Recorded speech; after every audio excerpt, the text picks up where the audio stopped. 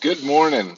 I hope you're doing good today. It's going to be a great day. I think the humidity is going to subside a little bit, and you're going to be outside and just make the most of it today. I was thinking about yesterday after I knocked off a little bit of a run. I was talking about the importance of realizing that these bodies have been infected by something called sin, and that sin is a problem for these bodies functioning in their proper way. And and that idea is really hard to wrap our brains around, wrap my brains around.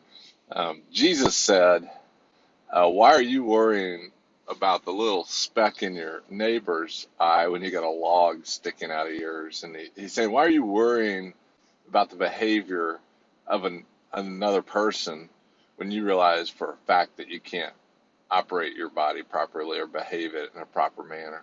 And so he was throwing out the paradox to the Pharisees, really, that this body isn't easy to operate. And I was thinking about how ironic that was. Like more regulations don't help people behave better. And even thinking about something as simple as that is on my car right here, there's a regulator that gives me on this side 64 degrees, and whoever's sitting over here, they have theirs regulated to 71 degrees. See that? We can't even we can't even sit today in our culture this close. Like we can't sit that close without having to moderate some kind of agreement even on the temperature. Can you imagine? Our bodies can't even regulate temperatures in a kind of a peaceful way that we got to put a dial on a car now so that we can be more agreeable to the temperature. Isn't that funny? Think about that. But if you can't regulate your body very well and I can't regulate my body very well, why should I spend my time concerning myself with regulating your body? And that's what Jesus, I think, was saying was don't worry about the speck in another person's life. Figure out how to deal with the log in your own.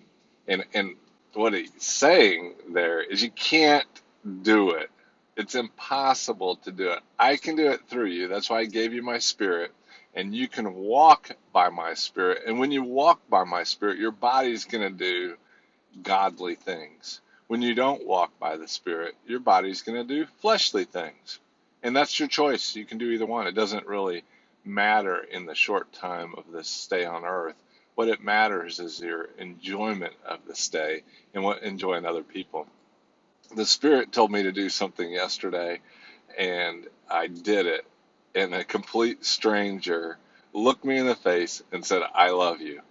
And it was a very minimal thing that I did, and I just started smiling. I was like, I would have never done that uh, out of my strength, but that was out of God's strength. So today, I encourage you to spend time listening to that voice, that still small voice inside of you, and let Him direct this body so you don't spend your time trying to regulate this thing and fix it from all the ails that it has, because it's not going to get fixed until it quits relying on sin, and sin doesn't leave this body until this body quits consuming oxygen. So learn to listen to the Spirit, see what happens. Maybe something crazy will happen today. See ya.